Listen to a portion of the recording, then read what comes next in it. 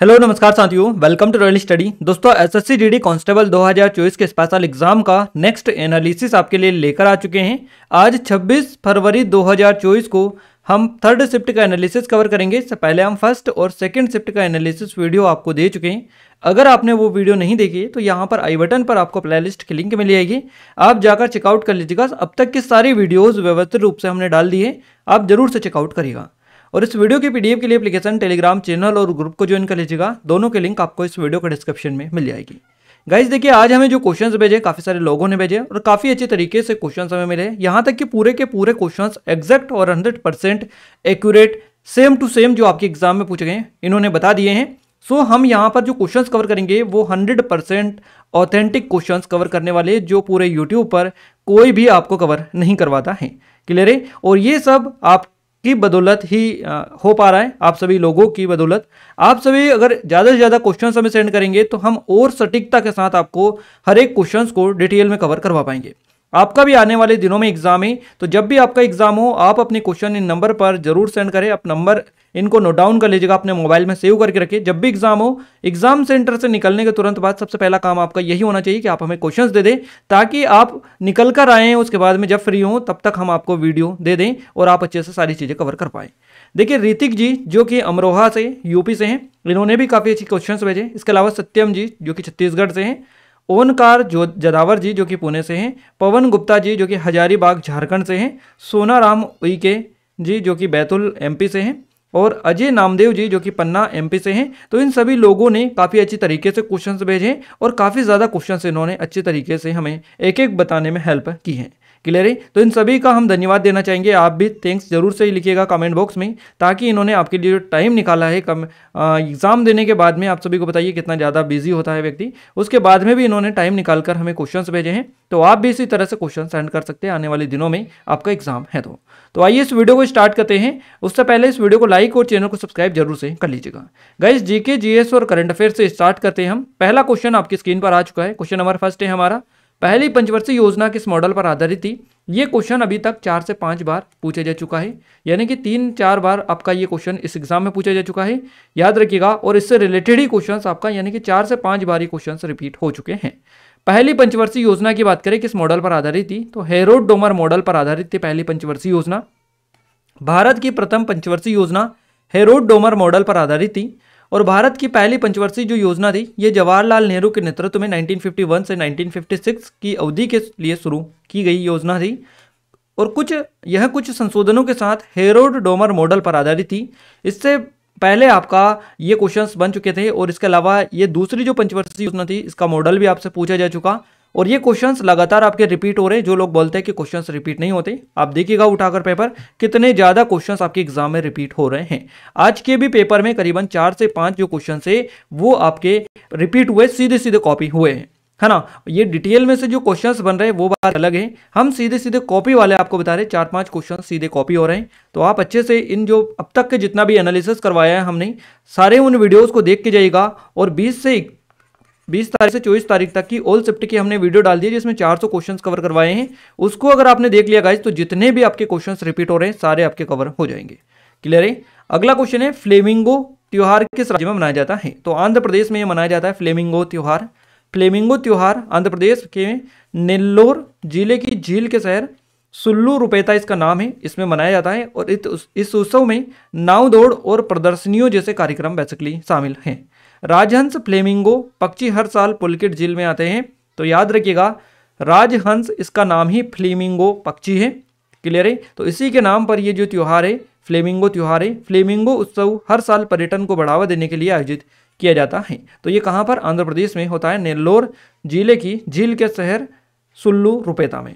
आइए next question देखते हैं। अगला क्वेश्चन है, राज्य में विधान परिषद के उत्पादन या सृजन का प्रावधान किस अनुच्छेद में है? तो ये जो अनुच्छेद है 169 है, अनुच्छेद 179, माफ कीजिएगा अनुच्छेद 169, संविधान का अनुच्छेद 169 किसी राज्य में विधान परिषद के उत्पादन या सृजन की का प्रावधान करता है। वहीं अनुच्छेद 171 विधान परिषदों की संरचना से जुड़ा हुआ है। संविधान के अनुच्छेद 169, 171(1) और 171(2) इसमें विधान परिषद की गठन संरचना से जुड़े प्रावधान देखने को मिलते हैं। अगला क्वेश्चन दे रखा है आपको कि 2023 में आईसीसी महिला अंडर 19 क्रिकेट विश्व कप का विजेता कौन है? सही जवाब भारत रहेगा। 2023 में दक्षिण अफ्रीका की मेजबानी में आईसीसी महिला अंडर 19 क्रिकेट विश्व कप का पहला संस्करण 2023 आईसीसी अंडर 19 महिला T20 विश्व कप था। क्लियर है? और भारत ने पहले आईसीसी अंडर 19 महिला T20 विश्व कप में इंग्लैंड को हराया। भारत ने इंग्लैंड को मात्र 68 रन पर आउट कर दिया और 7 विकेट से जीत हासिल की। अगला क्वेश्चन है एस ब्लॉक तत्व कौन सा है? तो रूबिडियम आपका करेक्ट आंसर हो जाएगा। ये जो है एस ब्लॉक तत्व है। इसी तरह से क्वेश्चन पूछा था कि निम्न में से एस ब्लॉक तत्व कौन सा है? तो रूबिडियम आपका करेक्ट आंसर है। आवर्त सारणी में समूह 1 के तत्व 4 धातुएं हैं। वे फ्रांसियम जिसको एफआर से डिनोट करते हैं, caesium CS, lithium Li, sodium Na और पोटेशियम K। और इसके अलावा रूबिडियम जिसको Rb बोला जाता है, तो इससे इनको डिनोट किया जाता है। याद रखिएगा ये धातुएं अत्यधिक अभिक्रियाशील होती हैं क्योंकि उनके बाहरी ऊर्जा स्तर में केवल एक इलेक्ट्रॉन होता है। अगला क्वेश्चन पूछा गया है अरुणा, देखिए यहाँ पर अरुणा मिश्रा है। क्लियर है? अरुणा मिश्रा। तो अरुणा मिश्रा किस खेल से संबंधित है? क्वेश्चन है आपका मुक्केबाज, आपका करेक्ट आंसर हो जाएगा। मुक्केबाजी से इनका संबंध है। अरुणा मिश्रा एक भारतीय महिला यानी महिला भारतीय मुक्केबाज है। क्लियर है? और उन्होंने 2003 एशियाई चैंपियनशिप, 2004 में नॉर्वे में विश्व चैंपियनशिप और 2011 विश्व पुलिस और फायर गेम्स में स्वर्ण पदक जीता था। इसके अलावा जमशेदपुर झारखंड की रहने वाली है, तो ध्यान रखिएगा।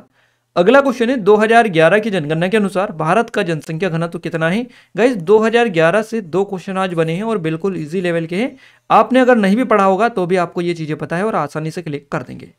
2011 की जनगणना के अनुसार भारत का जनसंख्या घनत्व पूछा है 382 व्यक्ति प्रति वर्ग किलोमीटर होता है। भारत उच्चतम जनसंख्या घनत्व वाले देशों में से एक है। प्रति वर्ग किलोमीटर लोगों की जनसंख्या को घनत्व बोला जाता है, जनसंख्या घनत्व। दुनिया भर में औसतन जनसंख्या घनत्व 15 व्यक्ति प्रति वर्ग किलोमीटर था। क्लियर है? अगला क्वेश्चन है 2011 की जनगणना के अनुसार पुरुष साक्षरता दर कितनी है? तो जनसंख्या घनत्व और पुरुष साक्षरता दोनों आपसे पूछा है। क्लियर है? 2011 की जनगणना के अनुसार देखिए यहाँ पर आपको एक चीज ध्यान रखना है, जनसंख्या और इससे लगातार आपके क्वेश्चंस बन रहे हैं, काफी ज्यादा क्वेश्चंस पूछे जा रहे हैं। 2011 की जनगणना के अनुसार जो पुरुष साक्षरता है यह है 82.14%। और अगर आपसे पूछे जाए कि भारत की जो साक्षरता है ये कितनी है? 74.04% है, 04%। तो गाइस यहाँ पर एक कुछ चीज हम कवर करते हैं। 2011 की जनगणना के अनुसार आपसे ये जो पुरुष वर्ड है अगर इसको हटा देते हैं हम तो यहाँ पर बनता है 2011 की जनगणना के अनुसार साक्षरता दर कितनी है भारत की? तो ये 74.04% है। और कुछ बता रहे थे कि ये भी आपके एग्जाम में पूछा गया था, तो आप देख लीजिएगा कौन सा आपका क्वेश्चन बना था। हमने आपको एक एक चीजें क्लियर कर दी है। अगर पुरुष पूछा गया हो तो 82.14% आपका सही जवाब हो जाएगा। पुरुष साक्षरता दर से तात्पर्य 7 वर्ष या उससे अधिक आयु की जनसंख्या में साक्षर पुरुषों के प्रतिशत से है। 2011 के जनगणना के अनुसार पुरुष साक्षरता 82.14% है। और 2011 की जनगणना के आंकड़ों के मुताबिक देश में साक्षरता में बढ़ोतरी हुई है, यानी कि वृद्धि हुई है। अगला क्वेश्चन पूछा गया है गाइस, ये क्वेश्चन डेली आपका पूछे जा रहे हैं, हर दिन ये क्वेश्चन बन रहा है। क्लियर है? कल भी ये क्वेश्चन बना था, इससे पहले वाली शिफ्ट में भी ये क्वेश्चन बना, अब वापस से इस शिफ्ट में भी क्वेश्चन बना है बिस्मिल्लाह खान से। तो बिस्मिल्लाह खान किससे संबंधित है? शहनाई वादा के बिस्मिल्लाह खान। ध्यान रखिएगा ये क्वेश्चन करीबन अब से 5 से 7 बार रिपीट आपका हो चुका है, बिस्मिल्लाह खान वाला क्वेश्चन। तो अच्छे से ये सारी चीजें इनके बारे में आप देख लीजिएगा। हो सकता है नेक्स्ट क्वेश्चन इनसे ही रिलेटेड कुछ अवार्ड वगैरह इनसे मिल जाए या इनका और कोई नाम वगैरह इनसे बन जाए। तो उस्ताद बिस्मिल्लाह खान, क्लियर है? इनका 1916 में जन्म, 2006 में निधन हुआ। असली नाम कमरुद्दीन खान एक भारतीय संगीतकार थे जिनको शहनाई को लोकप्रिय बनाने का श्रेय दिया जाता है। शहनाई एक संगीत वाद्ययंत्र है जो नफीरी यानी ओबे, जो भारत, पाकिस्तान और बांग्लादेश में आम है, के समान है। क्लियर है? नफीरी के समान ये है। अगला क्वेश्चन है स्वतंत्रता का अधिकार क्या है?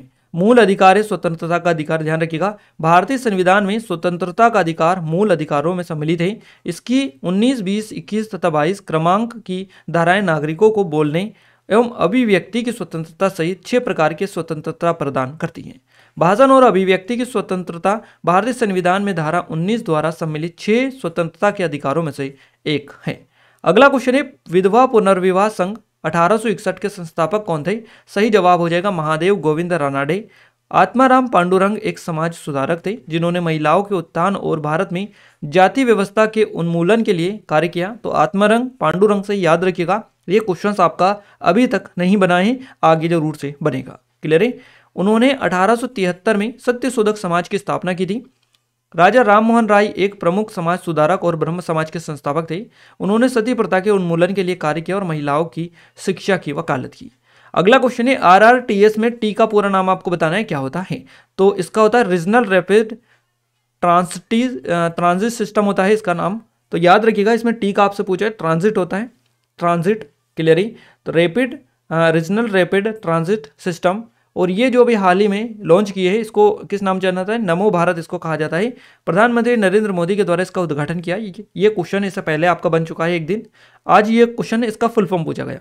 उसी दिन हमने आपको इसका फुल फॉर्म बता दिया था कि इसका फुल फॉर्म होता है regional rapid transit system. Clear है। भारत में नई regional rapid transit system RRTS ट्रेनों को नमो भारत कहा जाता है और इसका उद्घाटन प्रधानमंत्री नरेंद्र मोदी ने किया।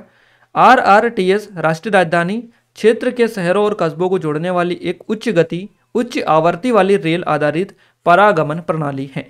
नेक्स्ट क्वेश्चन देखते हैं। अगला क्वेश्चन आपकी स्क्रीन पर है, जीवन और व्यक्तिगत स्वतंत्रता का अधिकार क्या है। तो ये एक मूल अधिकार है, ध्यान रखिएगा।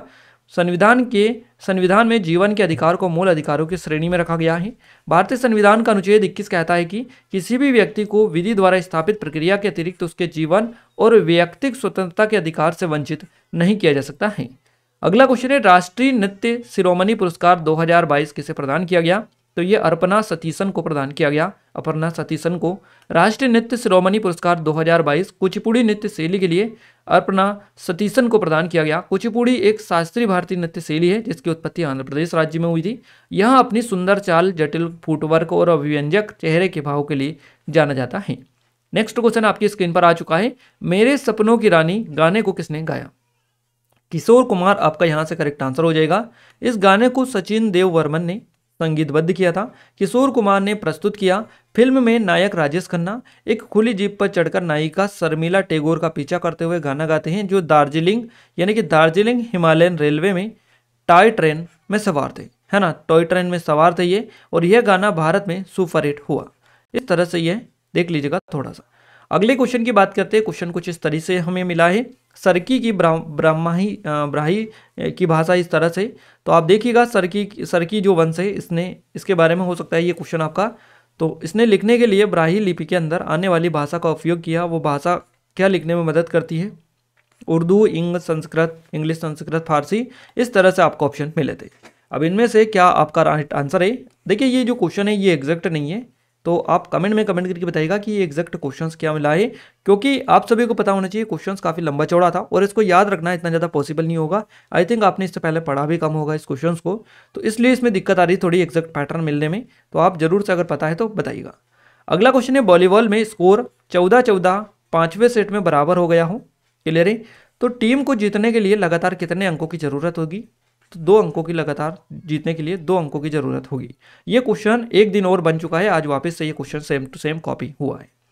क्लियर है। एक गेम में 5 सेट होते हैं वॉलीबॉल के। पहले 4 सेट 25 अंकों के होते हैं। अगर पहले 2 सेटों में स्कोर 2-2 से बराबर है तो 5वां सेट 15 अंकों का होता है। हर रैली टूटने के बाद 1 अंक मिलता है और जिसके खाते में 1 अंक में अंक जाता है वही टीम सर्व करती है। अगर कभी भी स्कोर 24-24 या 14-14 पांचवें सेट में बराबर हो गया हो तो टीम को जीतने के लिए लगातार 2 अंकों की जरूरत होती है। तो वही बेसिकली यही पॉइंट आपसे ये आपका क्वेश्चन में पूछा गया है। आइए नेक्स्ट क्वेश्चन देखते हैं। अगला क्वेश्चन है, उड़ीसा के राज्यपाल कौन है। रघुबर दास आपका करेक्ट आंसर हो जाएगा। उड़ीसा के राज्यपाल रघुबर दास है। वर्तमान में भारतीय राज्य उड़ीसा के में राज्य के प्रमुख और भारत के राष्ट्रपति के प्रतिनिधि हैं ये राज्यपाल। राज्य स्तर पर राज्यपालों के पास, केंद्रीय स्तर पर भारत के राष्ट्रपति के पास समान शक्तियां और कार्य होते हैं। 19 अक्टूबर 2023 से वर्तमान जो पदाधिकारी है रघुबर दास, ये हैं उड़ीसा के राज्यपाल। आइए नेक्स्ट क्वेश्चन देखते हैं। 2023 में मोदी जी ने बनारस में कोई सा नेशनल हाइड्रोजन का उद्घाटन किया था, उसके बारे में ये क्वेश्चन बना था और ये क्वेश्चन में एरर है थोड़ा सा। आप जरूर से कमेंट में कमेंट करके बताइएगा कि एग्जैक्ट क्वेश्चन में किसके बारे में बात की गई थी। यहाँ पर उन्होंने हो सकता है ये एग्जाम्पल के लिए दिया हो नेशनल हाइड्रोजन, हो सकता है इसकी जगह और कोई नाम होगा या फिर और कोई चीज़ें होंगी जिसका उद्घाटन किया होगा, है ना। तो वो आप कमेंट में कमेंट करके बता दीजिएगा। अगला क्वेश्चन है, विनिमय मुद्रा का विस्तार रूप बताओ। इस तरह से था। तो विनिमय, देखिए मुद्रा विनिमय बिना तैयारी के व्युत्पन्न है। एवं वे ब्याज दर विनिमय से घनिष्ठ रूप से संबंधित है। हालांकि ब्याज दर विनिमय के विपरीत मुद्रा विनिमय में मूलधन का विनिमय शामिल हो सकता है। सबसे सरल मुद्रा विनिमय संरचना केवल मूलभूत का प्रतिपक्ष के साथ इस समय स्वीकृत दर पर भविष्य में किसी निश्चित समय में विनिमय करना है। तो गाइज यहाँ पर हमने आपको 20 के 20 क्वेश्चंस जो है एज इट इज बताने में आपकी हेल्प की है। जितने भी क्वेश्चंस मिले सारे के सारे हमने आपको 100% ऑथेंटिक बताए जो आपके एग्जाम में पूछे गए और जैसा हमें बच्चों से मिल पाए हैं। सारे क्वेश्चन सेम टू सेम है और जिन लोगों ने बताया उनका भी बताने का यही है कि यही क्वेश्चंस आपके एग्जाम में आए हैं। क्लियर है? तो आप जरूर से इन क्वेश्चंस को अच्छे से कवर कर लीजिएगा क्योंकि लगातार क्वेश्चंस रिपीट हो रहे हैं। आइए नेक्स्ट बात करते हैं अब हिंदी की। ये हमारी टेस्ट सीरीज है जो कि आपके लिए पूरी तरह से फ्री कर दी गई है। इस पर कोई भी चार्ज आपका नहीं है, ओनली पोर्टल चार्ज आपको पे करना है और आप इसमें इनरोल कर सकते हैं। पूरी तरह से इसको फ्री कर दिया गया है, तो आप जरूर से इनरोल इसमें कर लीजिएगा। जिनका एग्जाम नहीं हुआ है वो अच्छे से यहाँ पर प्रैक्टिस कर सकते हैं। हिंदी का पहला जो क्वेश्चन है आपकी स्क्रीन पर है। निंदा का विलोम शब्द आपसे पूछा है, क्या होता है? तो निंदा का विलोम हो जाएगा स्तुति। छाया का विलोम आपसे पूछा है तो धूप हो जाएगा। रंग का, देखिए रंग का शुद्ध वर्तनी आपसे पूछा है तो रंग का शुद्ध वर्तनी ये हो जाएगा रंग, है ना, ये हो जाएगा। इसके अलावा गद्यांश पूछा गया है पाँच नंबर का आपका, यानी 5 क्वेश्चंस बने हैं तो एक आपका एक गद्यांश पूछा है जिसको 5 क्वेश्चंस बने हैं। खाली का पर्यायवाची शब्द आपको बताना था, क्या होता है? तो खाली यानी कि रिक्त, रीता, खोखला, असार, छूछा, सुना, निस्सार, रहित, ये सारे जो हैं खाली के पर्यायवाची शब्द हैं। अनेकार्थी से क्वेश्चन आपका बना है। रिक्त स्थान 2 आए थे आपके, तत्सम तद्भव भी 2 आए थे। इसके अलावा लोकोक्तियाँ आई थी, वाच्य आए थे आपके, मुहावरे 2 आए थे, पर्यायवाची शब्द 3 आए थे आपके, 3 पर्यायवाची आए थे जो कि ऑलरेडी हम 2 आपको कवर करवा चुके हैं। एक तो आपका देखिए विलोम 2 कवर करवा दिए, शुद्ध 1 कवर करवाया, इसके अलावा खाली वाला पर्यायवाची कवर करवाया, तो 3 टोटल पर्यायवाची आपके आए थे। वर्तनी शुद्ध वाले 2 आए थे, इसके अलावा विलोम शब्द 2 आए थे जो कि 2 ऑलरेडी हम आपको कवर करवा चुके हैं। तो यही टॉपिक आपके एग्जाम में अभी तक देखने को मिले हैं। बात करते हैं मैथ्स की, तो मैथ्स में औसत से 1 क्वेश्चन आया, SI/CI से 1 क्वेश्चन आया आपका, नंबर सिस्टम 1 आया था। इसके अलावा सरलीकरण यानी सिंप्लीफिकेशन 3-4 क्वेश्चन आए। इसके अलावा 2D 3D 1 आया था। प्रतिशत से 2 क्वेश्चन आए थे आपके और लाभ हानि से 1 क्वेश्चन आया था। चाल दूरी से 1 क्वेश्चन आया, रेलगाड़ी से 1 आया आपका और समयकारी से 3 क्वेश्चंस बने हैं। LCM SCF से 1 क्वेश्चन पूछा गया। इसके अलावा अनुपात से क्वेश्चन बनाए, आयु से क्वेश्चन पूछा गया, बोर्ड मास से भी 2 क्वेश्चंस आए थे। विभाजित वाले या विभाजिता के नियम वाले क्वेश्चंस भी आपके बने हैं। बात करते हैं रीजनिंग में, तो रीजनिंग में सिटिंग अरेंजमेंट से 2 से 3 क्वेश्चन आए थे, पजल से क्वेश्चन आए थे, कोडिंग डिकोडिंग से 3 क्वेश्चन आए थे, रक्त संबंध से 1 क्वेश्चन आया, पेपर कटिंग से 1 क्वेश्चन था। इसके अलावा मिरर इमेज से 1 क्वेश्चन था, दिशा निर्देशन से क्वेश्चन था, 5 से 1 क्वेश्चन था, अल्फ़ाबेट सीरीज से क्वेश्चन पूछा गया था आपका, कथन निष्कर्ष से 1 क्वेश्चन था, आकृति से 1 क्वेश्चन था, लुप्त संख्या से भी 1 क्वेश्चन था और नंबर सीरीज से 2 से 3 क्वेश्चन थे। तो ये सारा का सारा हमने आपको बता दिया कहाँ से और किस टॉपिक से किस तरह के क्वेश्चंस पूछे गए। यहाँ तक कि जो क्वेश्चंस हमें पूरे मिले हमने 100% एक्यूरेट आपको बताने में हेल्प की है कि किस तरह से क्या पैटर्न के साथ में आपका क्वेश्चंस बनाए। क्लियर है? तो आप सभी से रिक्वेस्ट है कि जब भी आपका एग्जाम हो तब आप हमें इन नंबर पर अपने क्वेश्चन जरूर से व्हाट्सअप करिएगा या सेंड करिएगा, जैसे भी आप करना चाहें।